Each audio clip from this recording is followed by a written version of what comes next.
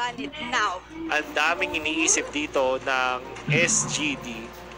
So, number one is if they do give up carry, ay kaya, baka pwede sila mag-chow. But I think Bren will prioritize getting the chow this time. Yep. That means that SGD could go for Lunox Leo. Oh. Lunox or Leo. N/or Leo. Para sa SGD Omega. But for Bren, tamang hover lang muna sila. They might go for Harit. No, consider na well, nag-Harit din sila last game, no? Makes total sense to get the Harit. Hindi malabo. Hindi naman malabo. Isang napakalakas, napaka-imbalance na hero. For SGD, they could go for Cho. I think. Tapos, kuha sila Lunox. Cho Lunox, which actually... May Lunox ba tayo last game? Parang wala, no? Wala tayo Lunox last game. So, yan. Oh. Cho Lunox. So, secure nila. Yeah. For Bren, ngayon, kuha na sila ng isang tank plus Leomord. I guess. You can go for Tamus or Minotaur. Minotaur Harit. Minotaur Tamus or... Wow, Helgert. We haven't talked about this hero, but it really works well against... They won't pick a tank? I guess it's fine. Alam mo, maraming beses itong ginawa ng Bren Esports, especially now na maraming other choices for tanks. What Leomord and Helgert gives you is yung lane pressure, number one, na sobrang importante sa ML ngayon. So magkakaroon tayo ng so much lane pressure dahil yung Leomord at Helgert nandun na sa kanilang lane, tapos paglaban na, rock and roll. And rock and roll to the world. Ang malaking advantage nila, sobrang bilis nila maglakad on their own. And Akai. Yeah. Now I think carry should be banned out by Bren unless... actually, hindi pala sila takot sa carry ngayon. This makes total sense kasi paano nila yung Tamus, wala nang pang-match ngayon yung SGD Omega doon sa Helgert and Leomord. And hindi na sila takot sa carry because of the fact na meron silang Leo Helgert. Or do you think they can go for another marksman? For SGD? But siguro mapapersa sila mag-carry dito. But I think it will be really bad. Or Kagura. I guess gagawin na nila ngayong core itong Cho. Ito na naman yung Kufra Guinevere nila. Kufra Gwen. So, mukhang hindi nga. Turns out na hindi experiment to, Kuya Wolf. Yeah. Mukhang praktisado nila itong combo na to. I think this will be a Kag. Or Kagura, no? Yeah, I don't think sige, pwede nilang piliin yung carry, pero napilitan sila doon. So this will be heavily countered by Helgert and Leomord. Pero kasi wala na rin other heroes eh. I think it's the best option right now. Pero it's not that good. I-risk nila, maybe high risk, high reward, no? Kasi pag nga naman nag-double mage sila, lalong parang kung yung talo nila dito ngayon is like 70%. Pero pag nagpili pa sila ng isa pang mage like Harley or Kag, magiging 90% yung pagkatalo nila. Kasi wala na sila yung sinasabi natin na reliable damage din, unlike yung composition ng Bren. Talagang nasa nila yung crowd control, yung escape mechanic, yung damage as well. Kompleto pero ano bang nostra mo dito, Kuya Wolf? I think this time Bren will know how to counter the carry. I think it yung Leomord Helgert talaga na opening, wala dito sa, the first phase na Leomord Helgert pick, wala sa Bren Esports. Parang ito yung masabi mong power play, kahit draft pa lang. Think about it. Kasi napapwersa yung kalaban mo na mag-make ng mga gantong pilit na mga picks. Yeah.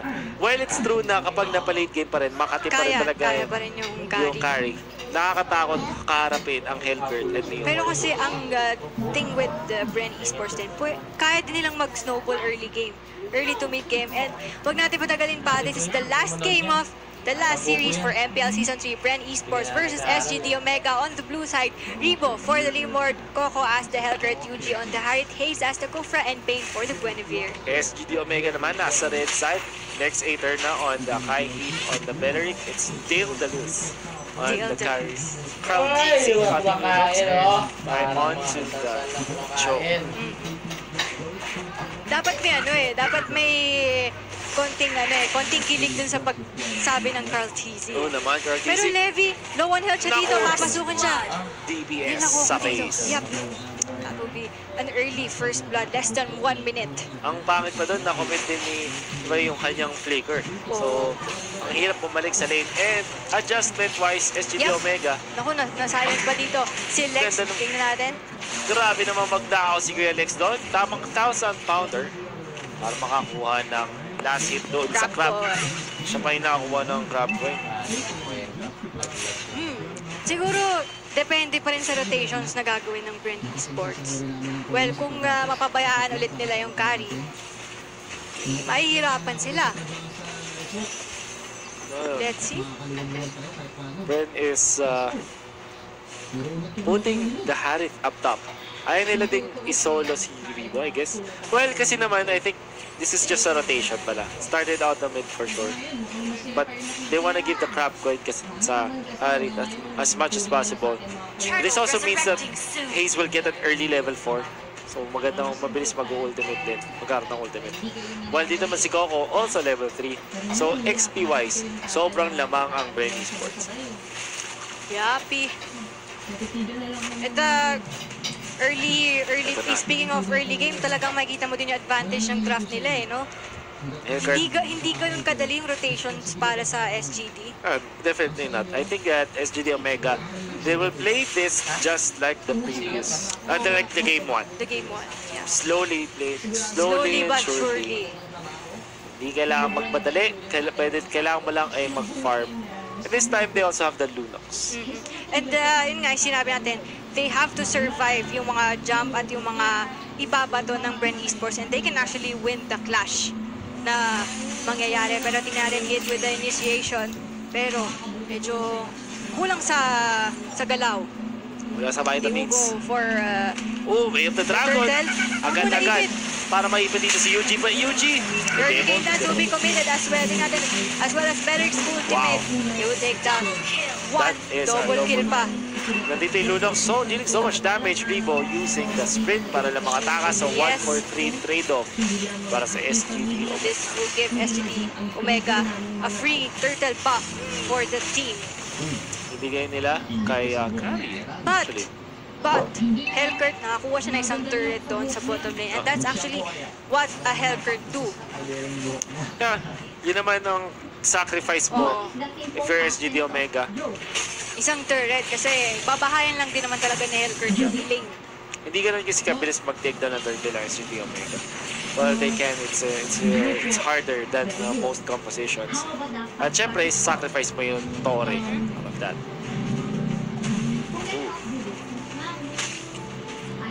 For Bren Esports, ito na yung time na kailangan nilang constantly kino-contest na yung carry. Which is why you'll see Hayes as a... Dark Knight Falls will be there, pero nakapalimutan nata sa dito ng tatapon yan. Okay, pati-push ka. Oh my God. Masyado siyang bumabad. So, I think, ito yung problem Lunox deals so much damage dahil sa kanyang set of skills, di ba? Ang bilis din niya gamitin yun para siyang shotgun talaga. And the thing with Hellkurt is, ginamit niya yung Dark Knight Falls para makapag-depensa sana ng minion Kaso wave. siya pa yung Siya pa yung napamali. kasi ginamit agad niya yung blink niya. And that's a problem. Now, the thing with Hellkurt na hindi naka-flicker is pag tumalon ka na, wala na eh. Hindi ka na makatakas. Ang bagal maglakad ng Hellkurt outside of the Dark Knight Falls. Kaya, yun naman, bumabad siya sa mukha ni Carl Tizzy. And Carl Tizzy just destroyed the Hellkurt. In your face, correct. Yup. And still, as we can see, Kari remains uncontested on her farm. Doon sa top lane, talagang binabahayan na lang din. Pero early game dance will be committed by Lex. Mahuli na dito si Hayes. Are they going for the chase? No. Tingnan natin. Medyo hindi nga nila ipipilit. So, hindi sila pwedeng mag-commit ng hindi pinag-isipang mga Yeah, I don't think that SGD Omega is interested sa mga pagkahabol or pag-over-chase. Kasi like we mentioned, hindi nila kailangang tumalon. They only need to secure the farm. yung sinasabi nga ni Manji na tiis pogi. Tiis pogi lang. naman. And Sa una, it's pwede important. kayong mabugbog, but if you secure the carry, no, kayang-kaya niyong makapalag. Pero tingnan natin, Dark Knight Falls will be there. Hellcurt on the side. Dancing natin dito. Mukhang siya pa na burst down dito. Naunahan pa yung Hellcurt dito. At Ergin dance para mabuga pa si Bane. But the Benedict might fall. He's gonna go down. Kahit walang Sound Force. Okay lang. Nakadalawa pa rin sila doon. Naku, nagpakita pa si Cartesi dito. Yikes. That is not the best retaliation para sa SGT Omega. Pwede na kasi silang mag-back after the kill dun sa Hellcurt, pero medyo napasubo pa ang SGT Omega dito. And sabi dito ni Yuji, Overcommit. crossover lang para mapatay ang Torre. And unfortunately para sa SGT Omega, they've lost so much momentum out of that fight. Yapi. At kung makikita natin, hindi pa nakaka-push ang SGT Omega. Hirap sila pagdating sa turret push. 6 minutes, wala pa silang turret push. That's why they're losing the economic battle by, what, 2,000? Kahit pa sabihin natin lamang sila ng kills. Dahil sa fact na hindi sila nakapag-push, wala silang bonus gold na nakuha as a team. Siyempre, ang mahirap ng mahirap. But, like we mentioned, SCD Omega, hindi naman sila hard-pressed na tapusin game dito. They want to... Chill lang. Talagang magtitiis lang sila hanggang sa huli dito. Pero, Bren Esports invading the jungle of SGD Omega is not looking good kasi medyo ma-deny ng konti yung means of farm nitong carry. Ito na nga yung nangyayari, pero mukhang lalaban natin SGD Omega. Lex will jump na, and Hurricane Dash will be used as well. Generic na po ulit dito. The Dark Knight Falls already used, but the Hellguard goes down first. Walang follow-up. Dalawa yung na-silence, pero kulang eh. Nakulangan yung Bren Esports. This time yung SGT Omega, mas tama na yung timing nila dito with their jumps. I think yung Bren Esports na they want to go for the carry, which is nice. Kaya nga lang, ang ganda ng timing ng ulti ni Lex. Hindi para makakuha ng kill, pero para hindi maka-follow up yung Bren. Now, hit na go down for taking sure. all the damage from Bren Esports, pero might be a 1-for-1 trade. Getting out that Kufra, pero Bane dito magpapakita pa. Naku, ito yung mga mga greedy. Nakaka-greedy. Makita mong may ganyan kaliit na buhay. Talagang gusto mong habulin. Nakakagigil talaga, madam. Gigil ka talaga. The Lord is now up. So, yeah, I think they need to push out turrets. Hindi yata nila ko yung turtle. Okay, so naging na siya, naging Lord na. So, SGT Omega evening up the goal. And mukhang medyo nakakabawi na rin sila in terms of the overall objectives. I think yung bottom lane will be pushed as well, while the bottom part of the map, si Bane naipit. Nice pick off from SGT. Indeed, it was. Yep, at they can go for a push dito sa bottom lane after that kill. At dito naman din sa top, tamang chill lang yung carry. So, naka-high and dry pala dito si high and dry. Naka-high and dry pala dito si Levi. I thought na normally kasi, well, actually it's just a matter of taste. Some people prefer na mag-bounty hunter, but I think Levi wants to go for the real pick-off type of Joe. The lockdown. Tignan natin. Yuji. And for SGD Omega naman, mukhang na-achieve naman nila yung gusto nilang ma-achieve dito. They'll lose slowly but surely nga, sabi natin. And Kari, I think he's battle ready kahit papano.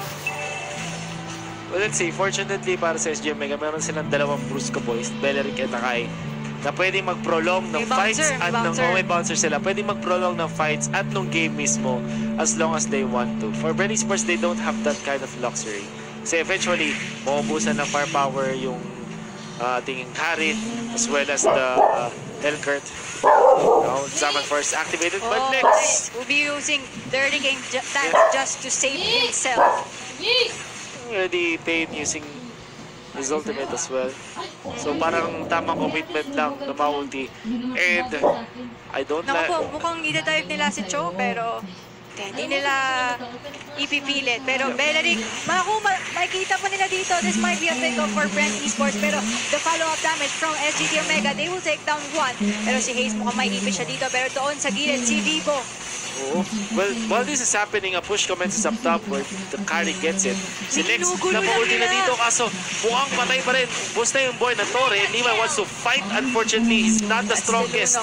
At mapapatay nga siya. Zaman Force, nice step back mula kay Carl Easy pero ubus pa rin sila. That's a 4-man takedown.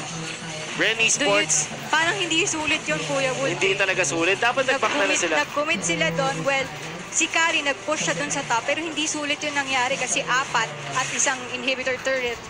That's correct. Yung nawala. Yeah, SGD Omega could have been okay. That's a 1-for-1 trade-off kaso masyado na silang naghabol. And I think the fact na gusto kasi parang si Sir Lex, sabi siya, nag-ipit siya ng isang hero under the turret. Unfortunately, hindi ganun kalambot yung target na Leo Mord. Kaya hindi pa rin napatay. And SGD Omega, nung nakita nilang may naipit si Sir Lex, parang medyo nanggigil sila na, uy, tulungan natin, may naipit na, nakapag-initiate na, okay na sana. Kaya nga lang, this is a big turning point for Bren Esports as they wipe SGD Omega. That's a 3K gold lead for Bren Esports. Natin, Lord will push dito sa bottom lane. So SGD Omega, they have to be very careful on their decision making sa mga susunod na clash natin. Ito na. I think magko-commit na sila with the 5-man push from Bren Esports. Buti na lang maganda yung minion clear dito para sa SGD Omega. Kaya nga lang, ito na yung mas malaking problema nila. How can they actually defend? Ito na nga, lalong may butas na ditong bottom lane nila. So, napupush din yung side lanes nila as well. Fortunately, meron silang marksman to whittle down the Lord. Yeah. At meron pa silang Lunox din. Actually, they do have enough damage para ma-take down itong Lord. But can they actually defend? Yeah, in exchange, ay dalawang outer turret sa makakuha ni Bren. Yep. So, ito na nga medyo malalockdown sa base itong SGD Omega. So, I think isa sa mga win probability nila is yung mistakes na pwedeng makomit ng Bren Esports. Oh, the jump in. Mula kay Pain. Napwersa dito mag-ulti si Heath. Pain actually. So, Bren Esports, maganda opportunity ito to force any clash dahil alam nila na wala nang natitirang skills na kayang iba to ang SGD Omega. What a good heads up play mula dito kay Kuya Pain. Parang nang-force out lang siya. Yeah, he knows na matagal yung cooldown ng ultimate ni Beleric and he knows na sobrang dependent na SGD Omega dun sa ultimate na yun. Yeah. That's why that was a good play. Kahit pa wala na-achieve na kill, still fine. Dark Knight will be there. Tingnan natin masa-silence dito. Si Lex, but Cardi will actually get a kill. Tingnan natin, they will go for a chase. Oh, what a timing mula kay Lex. Kasi hindi nag-Dark Knight Falls eh. However, hindi na-silence yung Akai. Kaya nakapag-ultimate pa siya doon. Which is why Coco, when he jumped in, saktong-sakto no may Hurricane Dance, naipit agad siya. And the follow-up was way too much. SGD gets something out of nothing actually. Bren Esports nag-alay ng isang hero. Nag-alay nga ng isa and that's actually going to give SGD some breathing space kahit paano. So, pupush out nila yung mid lane and top lane since kulang pa ng isa. But ito na, kompleto na ulit ang Bren Esports. Kailangan nilang maging maingat. Konting tulak. At medyo nakahanda yung Bren Esports dito. Sobrang importante na ng mga buff na nakukuha mo. Mga blue buff. This rate, ganito ka late game. Ganito ka late into the game. Give it to Pain, give for more damage overall. Siyempre, gusto mo rin nakawin yung buff ng kalaban mo. And look at the overall map discipline para sa Bren Esports. Lahat talaga ng lanes pinupush nila. Tinutulak nila. Let's see. So, hindi pwedeng mag-commit sa isang clash ang SGD Omega dahil Bren Esports yung lineup nila pwede ding mag-split eh. And that's what are they trying to do. So, yung Helper talagang nag-split po siya since yung apat, kaya naman din nilang sila-sila na lang. Lord is available now. The thing is, medyo delikadong i-contest nila yung yung Lord. I don't think na kaya ng SGD Omega umalis. Kasi nakapush din yung lanes nila eh.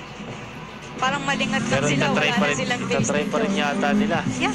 Kasi medyo mapalalim na rin yung bottom kasi sila inaabangan. Makasalubong nila dito si Hayes. Like you mentioned, nakasalubong nila. The trigger discipline mula dito sa para sa teams. It's gonna be important. Zaman Force will be there. The Dark Knight Falls and Yun na nga, tapos daming puti pa dito si Akai, but the Benedict as well. Look at the damage coming out from Bren Esports. Running through the backlines, kasi naman ay mula dito yung Hellcurt. Next, Eternal does have immortality, but Ludok's already down for the count. Ready na si Hit dito na mag-survive. Nice knock up, and that's a double kill. Mukhang tatatlo pa yata. Hindi na. SGD Omega loses 2 members. Yep, and Bren Esports will actually respect this one. So they're going for the safer play. Itong Lord, but SGD Omega, ipipilit ba nila to, Kuya Wolf? Ay, nila, pero medyo takot din sila. Itatry. Well, Hindi nila pipilit. pinapatagal lang nila. They're trying to delay the inevitable. Ooh.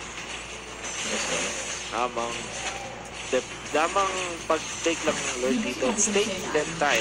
But I think they're also waiting out. Yep. Ooh. Ito si Alexander na to actually check the bushes. Yep, Zaman Force na may knock-up dito. Nahuli yung dalawa. Patay yung isa. And that's Akai already. No, it's actually carried down. The carry. That's not Hindi good at enough all. yung hindi enough yung immortality niya, Kuya Wolf. Talagang na-burst down siya dito. And the Lord will be secured by Bren Esports. So, ito na yung isa sa mga iniintay nila para makapag-high ground po. Grabe. Baited nga yun, yung Bren Esports. So, yung SGD. Kasi sabi din ng Bren Esports, fine, matagal kami mag-take ng Lord. Pero yung fact na matagal kami mag-take ng Lord, gagawin namin to our advantage. And what happened there was, SGD Omega thought that they could contest yung Lord. Pero sobrang nakakaabang yung Bren Esports. Saktong-sakto pa. Lang pala, mga best actor. Best actor award na naman. Saktong-sakto, nandun, naka-ready yung stun, yung knock-ups, wala doon kay Pain para hulihin doon si Dave Galuz. Tsaka si Lex. And of course, tingnan Lex. natin. Dito. Inverter turret on the mid lane. Ako, isang palo na lang. Konting-konti na lang. Buti na buhay pa sila doon. Unfortunately, pwede pang i-dive. Pero yung bottom lane, Naku, nakapasok na yung mga minions. And actually, the Lord, nandito na nga. So, they would have Medyo to mauna. prioritize yung ibang lanes sila. Tingnan natin dito. Nahuli dito si Coco. The Hellcurt. Pero na-silent siya kaya hindi pa siya nakapag-wave the Dragon the God. There's the Dark Knight Falls na ginamit Zaman Force sa lupa pero walang mapapatay. Walang din malalakdaw ng SGD Omega. Yep, Coco, tamang trabaho lang dito sa top lane. Oh That's no! Oh, baited na naman sila dito. That's another knock-up. Gonna go for Tail Deluz. Si Tail, nakatakas hindi naman ng medyo Zaman wala Force. siyang magawa dito. Kaso si Lex pong yung top. And this could be the end for SGD Omega. How can they defend? Actually, Si Paige, na-juggle na lang sila dito. Heath activates the ultimate, but pero this kung is kaya for nila naught. mag-defend, Ay, medyo low on health dito. oh, nahuli na naman. Naku po. Yatap. Immortality will be popped dito, pero Grabe. wala. At mapapatay nila yung Hellcurt, pero Daedalus will go down as well. Low on health sila dito, pero wala silang masyadong magawa. Legendary stake for the Harit. Tingnan natin dito. Naku po! Ayun na yung sinasabi natin, mag-greedy ka talaga pag nakita mong sobrang low on health nung mga nasa paligid mo. And that's it, Bren Esports. We secured the last series with a 2-1 score. At sila yung nag-dub. Ganun kalapit. Nag-dub yung Bren Esports, malapit. Sige, Pain. Tinanggal ni Kuya Alex yung yung wig niya. Malas yung wig. Hindi, feeling ko magpalit na lang siya ng ibang wig. Next week. Oo nga, palit-palit. Nasa wig ang swerte. Oh, wig of the week. Huh? Weekly week. Play of the week. May wig of the week. Every week, iba-iba. So, week night showdown. Oh, pwede naman. And that's it. Rebo will actually get the MVP. The thing with Bren Esports is, dun sa last game na yun, sobrang pinakita nila kung paano sila ka-expert at gaano sila ka-veteran sa